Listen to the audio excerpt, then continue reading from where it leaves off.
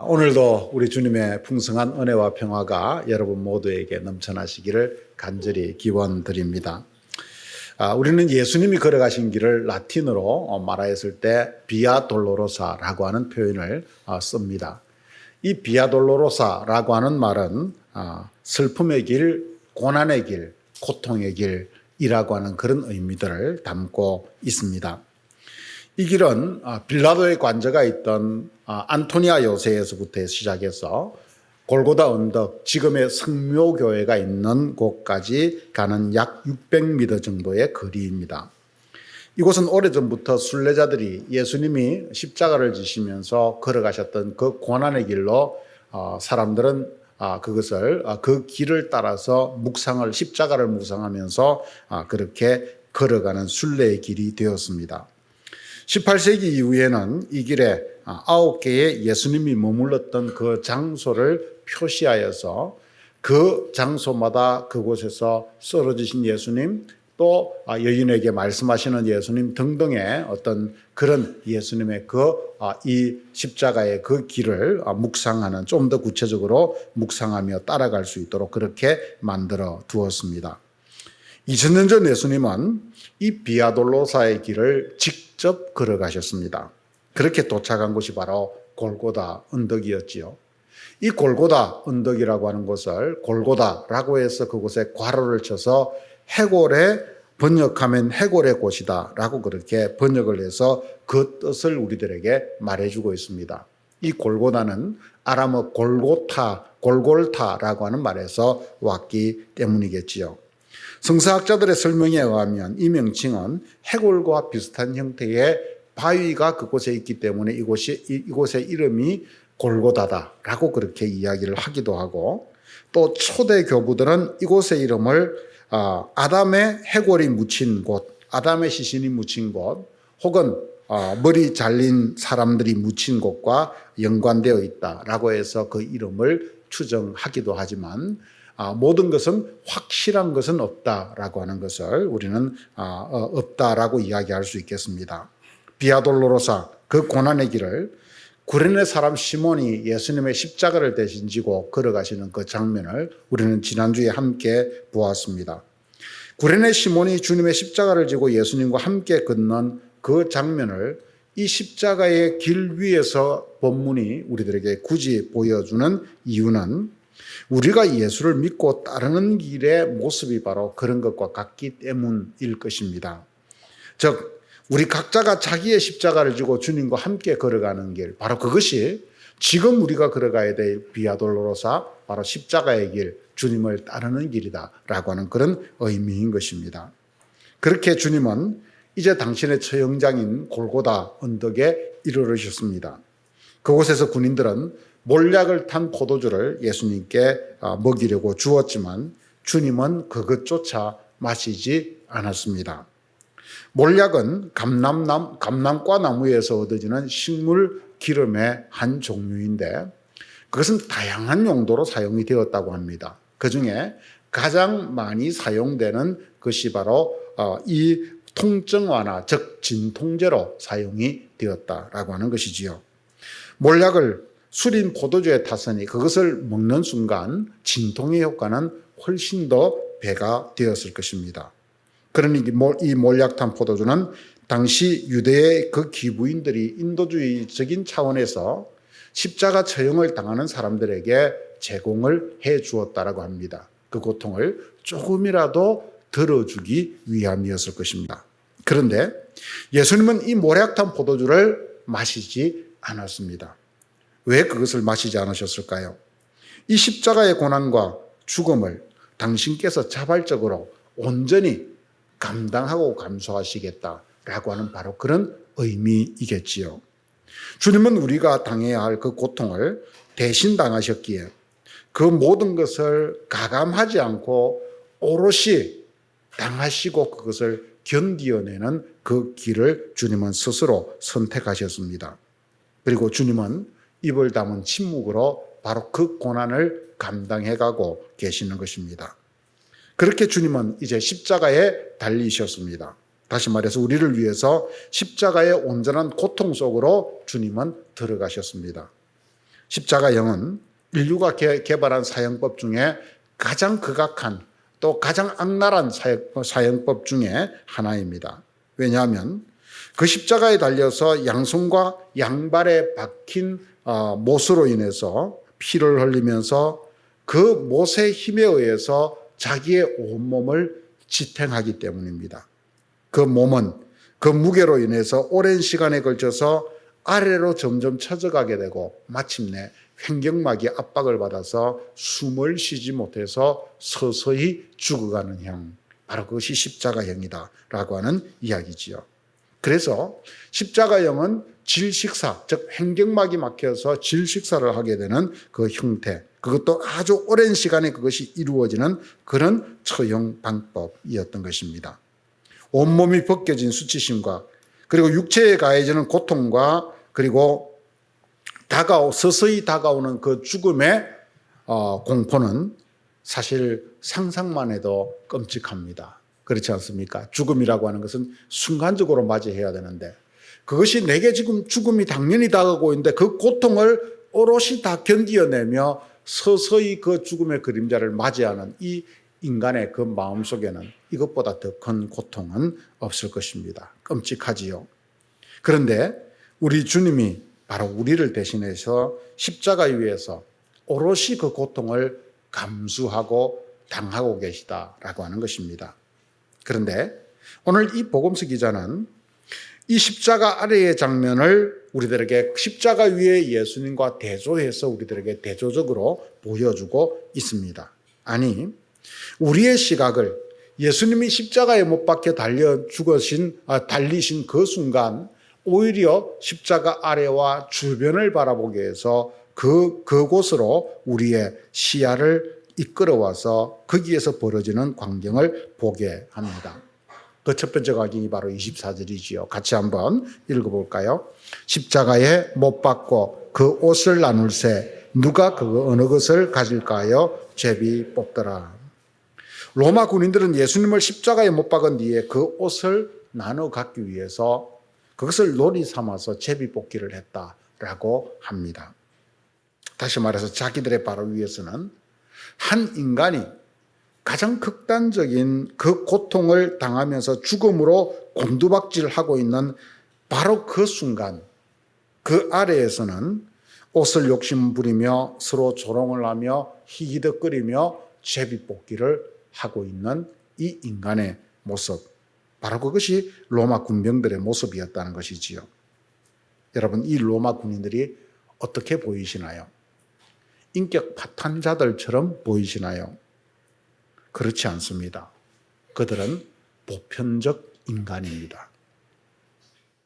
우리는 그런 모습을 오늘 우리의 시대 속에서도 이런 인간의 잔인성에 대해서, 잔혹성에 대해서, 죄악성에 대해서 오늘 이 시대의 모습 속에서도 우리는 얼마든지 보편적으로 사실은 확인할 수 있습니다.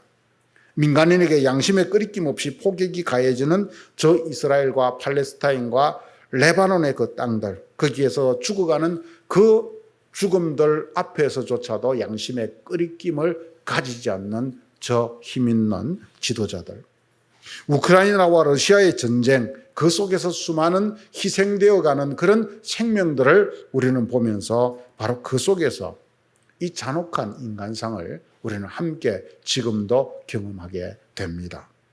아니, 좀 더 가깝게 우리 이 가운데 우리나라에서 예를 한번 들어볼까 합니다. 몇 해 전 세월호 사고로 인해서 아이들을 잃은 부모들이 그 아이들이 죽은 원인을 정말 애통하게 찾고자 울면서 단식하고 있는 그 자리에서, 그 옆에서 물에 빠져 죽어서 어딘가에서 물고기의 밥이 되었을 것을 상징하는 어묵을 묵어대며 낄낄거리는 인간의 모습, 그 잔인한 모습 속에서 우리는 바로 예수님의 그 십자가 아래에서 제비 뽑으며 그 옷을 나누어 가지려고 하는 바로 이 로마 군인들의 보편적 인간적 모습들을 그들만이 아니라 우리 모두에게서 지금도 보고 있다라고 하는 이야기지요. 이제 그들의 모습을 기억하고 우리는 다시 예수님의 십자가 아래에서 조금 떨어진 곳으로 한번 가봅시다. 29절과 30절을 한번 같이 읽어볼까요? 같이 읽어보겠습니다. 지나가는 자들은 자기 머리를 흔들며 성전을 헐고 사흘에 짓는다는 자여, 내가 너를 구원하여 십자가에서 내려오라 하고. 같은 동족인 유대인들은 예수님을 모욕하면서 그가 한 말을 왜곡하여서 비꼽니다. 그들의 비방이 바로 메시아 모독, 즉 신성 모독이었습니다. 그런데 이들의 말에 뒤에 숨어서 대제사장들과 서기관들은 그 뒤에서 자기들은 거룩한 옷을 입고 거룩한 척을 하며 점잔을 떨면서 그들의 말에 묻혀서 똑같은 말로 주님을 비방하고 있습니다. 여러분, 예수를 비난하는 이 지나가는 무리들과 대제사장과 서기관들은 우리와 다른 특별한 사람들일까요? 그들은 우리보다 더 야비한 인간성을 가진 사람들일까요? 그렇지 않습니다. 군중 심리 속에서 누구나가 그렇게 될 수 있는 그들도 보편적 인간이었습니다. 다시 십자가로 눈을 들어서 예수님의 십자가를 바라봅시다. 양옆에 두 사람의 죄인이 십자가에 함께 못 박혀 있습니다. 이들은 마태와 마가에서는 강도라고 칭하고 있고 누가복음에서는 행악자라고 말을 하고 있습니다. 그리고 요한은 그들을 그냥 두 사람이라고 그렇게 표현하고 있습니다. 도대체 이들은 누구일까요? 이들이 극형인 십자가형을 받았다는 것은 그들의 범죄가 로마 제국의 눈으로 보았을 때 중대한 범죄였음을 의미합니다. 즉 정치적 범죄였음을 의미합니다. 그 범죄는 당연히 반역죄였겠지요. 그러니 이들은 아마 앞서 사람들이 예수님 대신 석방하라고 요구했던 바라바와 그의 일행들이었을 것입니다. 하지만 6월절 특사가 한 사람뿐이었으니 바라바만 풀려나고 이 나머지 둘은 십자가에서 처형을 당한 것입니다. 이들은 그런 면에서 참 억울한 사람들입니다. 마가는 이 둘이 십자가에 함께 달렸다는 것만을 우리들에게 건조하게 보고해주고 있지만 누가복음은 이 두 사람에 대한 또 다른 전성을 우리들에게 이렇게 전해주고 있습니다. 둘의 태도는 극단적으로 갈립니다. 한 사람은 예수님을 조롱하면서 이렇게 말합니다. 네가 그리스도가 아니냐? 그러니 너와 우리를 구원하라. 라고 그는 끝까지 십자가 위에서 주님을 비방합니다. 하지만 다른 한 사람은 이 사람을 꾸짖으며 이렇게 말하지요. 네가 동일한 정죄를 받고서도 하나님을 두려워하지 아니하느냐? 우리는 우리가 행한 일에 상당한 보응을 받는 것이니 이에 당연하거니와 이 사람이 행한 것은 옳지 않은 것이 없느니라. 그리고 그는 예수님께 이렇게 호소합니다. 당신의 나라에 임하실 때에 나를 기억하소서라고 말입니다. 예수님을 비방한 강도와 이 비방한 강도를 꾸짖으면서 구원을 요청하는 강도는 여러분 서로 다른 종류의 사람일까요? 그들은 존재 자체가 달라서 다른 태도를 가졌을까요? 그렇지 않습니다. 그 둘 다가 모두 보편적 인간의 모습입니다. 우리는 예수님께서 온 인류를 그런 면에서 우리는 우리 자신들이 그들과 같은 사람들임을 기억해야 합니다. 예수님의 십자가는 진통제조차 거부하시고 그렇게 십자가의 그 고통을 당하는 그 희생하는 숭고한 거룩한 사랑의 자리 앞에서 대조적으로 그 온갖 군상들을 오늘 이 마가는 우리들에게 세워서 그들의 모습을 그려서 그 아래로 우리의 눈을 돌려서 그 주변으로 눈을 돌려서 이 보편적 십자가가 서 있는 그 주변에 있는 가장 보편적 그러면서 가장 적나라한 인간의 모습을 우리들에게 보여주고 있습니다. 그런 면에서 우리 자신이 바로 그들과 같은 사람들임을 우리는 이 장면 속에서 기억해야 되는 것입니다. 십자가는 가장 숭고한 사람들 사이에 그러니 내가 너희를 위해서 희생해 주겠다라고 쓴 것이 아니라 이처럼 잔혹하고 잔인하고 비겁하고 이런 모든 그 인간들의 그 죄악성 속에 그 가운데 세워진 것이 바로 십자가임을 우리에게 보여주고 있는 것이죠. 우리는 오늘 이 십자가의 장면을 보면서 고백할 수밖에 없습니다. 이런 점에서 모든 인간은 죄인이라고 하는 기독교의 가르침은 옳은 가르침이다 라고 하는 것이지요. 그 죄가 유전된다라고 하는 원죄론도 정당합니다. 죄는 인간이 가면을 쓴 고상한 어떤 교양이나 인격 수양으로 해결할 수 없는 그런 존재론적인 능력이라는 뜻이기 때문입니다. 구약은 이 인간의 죄성을 선악과라고 하는 이야기를 통해서 우리들에게 오롯이 전해주고 있고, 그리고 신약은 이 인간의 죄성을 칭의론이라고 하는 것을 통해서 그 인간의 죄성을 보여주면서 동시에 그것을 해결하는 복음의 방식을 우리들에게 설명해 주고 있습니다.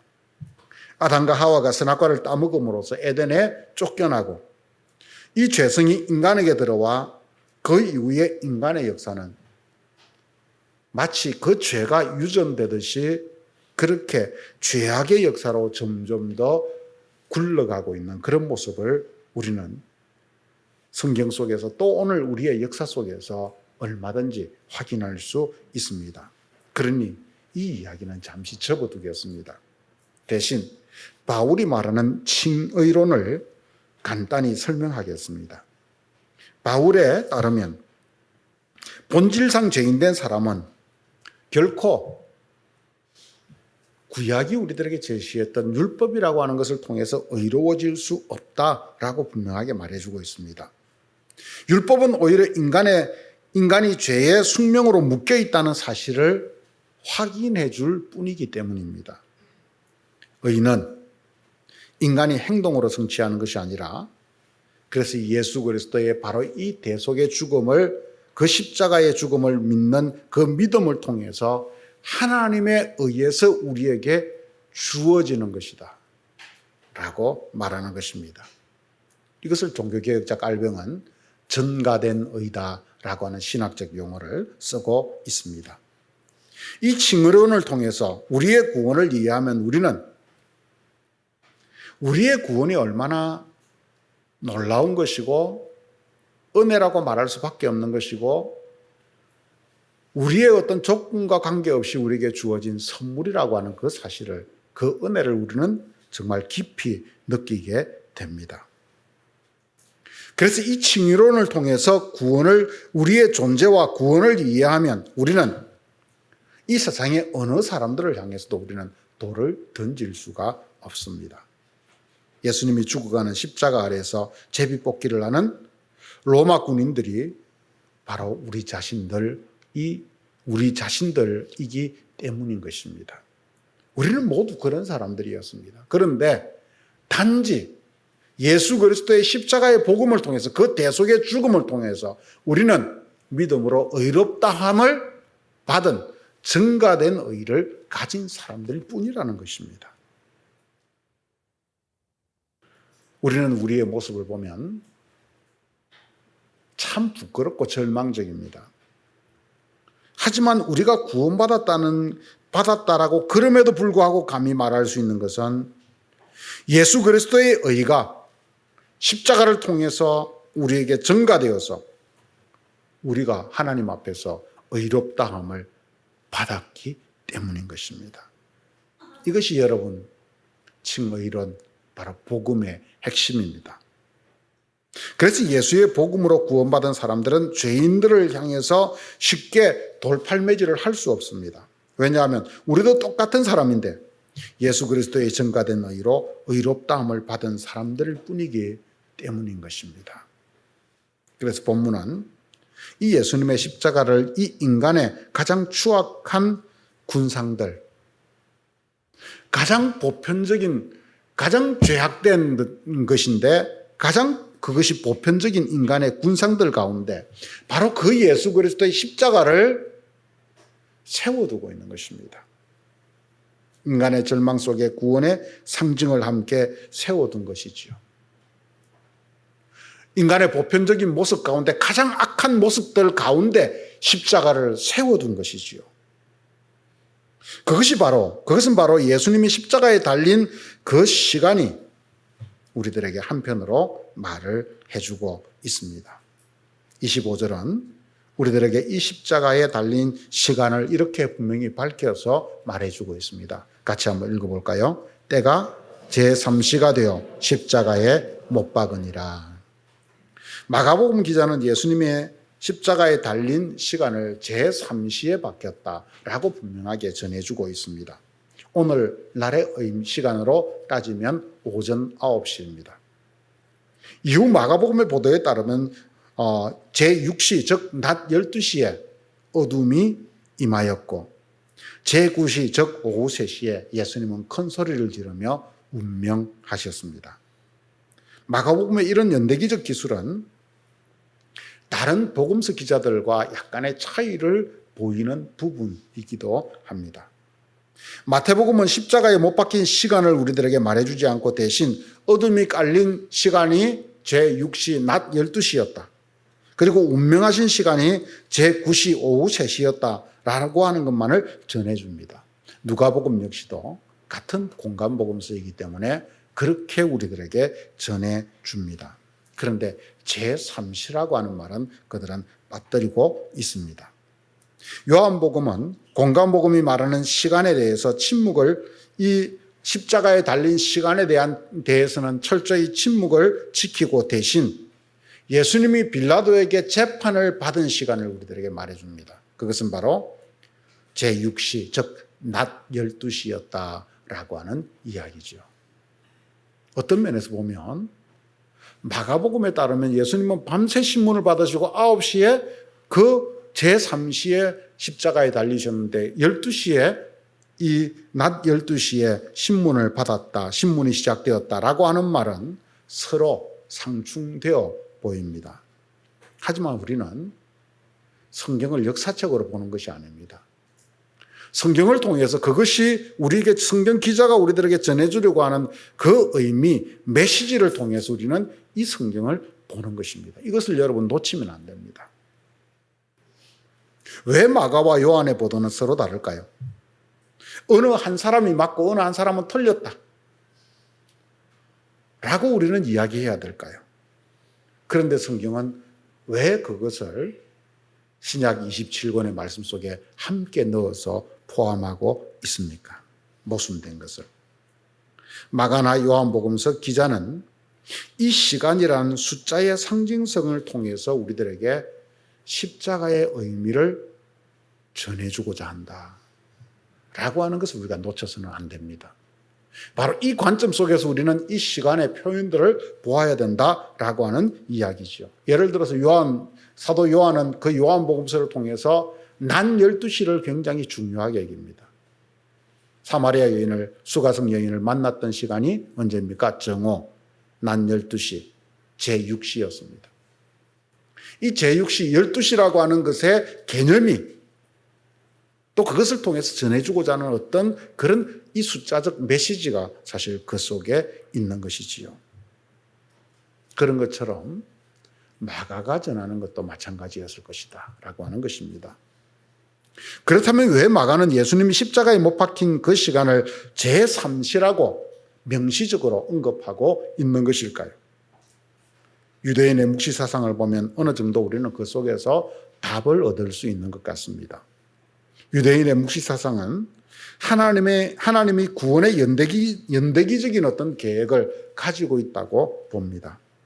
그래서 이 묵시적인 그 사상을 담고 있는 외경인 제사 에스드라 6장 23절에서 24절은 다음과 같이 말합니다. 나팔이 크게 울린다. 그 소리에 모든 것이 갑자기 떨며 진동한다. 그리고 샘물이 멈추고 새 시간은 영원히 흐르지 않는다. 새 시간은 영원히 흐르지 않는다. 라고 해서 이 구원이라고 하는 것을 새 시간이라고 하는 것과 연관시켜서 말해주고 있는 것입니다. 즉 하나님의 구원에는 새 시간의 도식이 있다는 것입니다.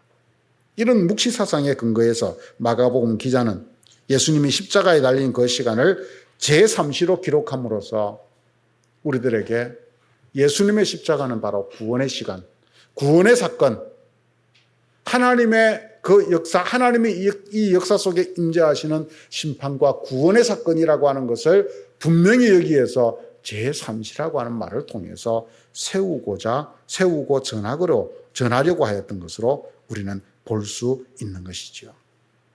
그래서 우리는 바로 예수님이 제3시에 달리신 이 십자가를 통해서 하나님의 구원이 임하였음을 믿는 사람들입니다. 그것도 예수님의 십자가 사건은 인류 구원의 유일한 사건이라고 하는 사실을 우리는 믿습니다.